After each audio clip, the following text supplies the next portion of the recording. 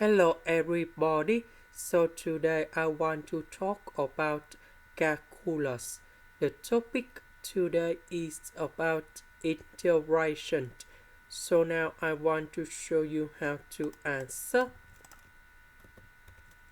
This one I can put into cosine s square everything to the power of 2 because number 2 and number 2 we have number 4. Next, we can use about integration by substitution.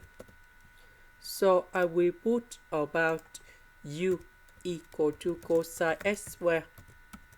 Later that, we need to do first the derivative for the both sides, and we have negative number 2 sine s cosine s dx. Because we don't have negative number 2 in here, so we divide both sides by negative number 2.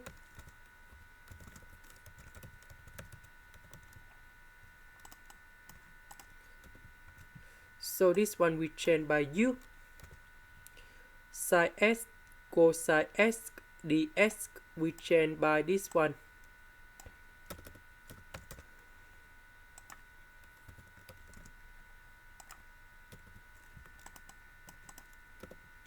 So the integration of this one, we have octane of u, and I will put about c. About u, that is about cosine s square. This is the end. Thank you for watching.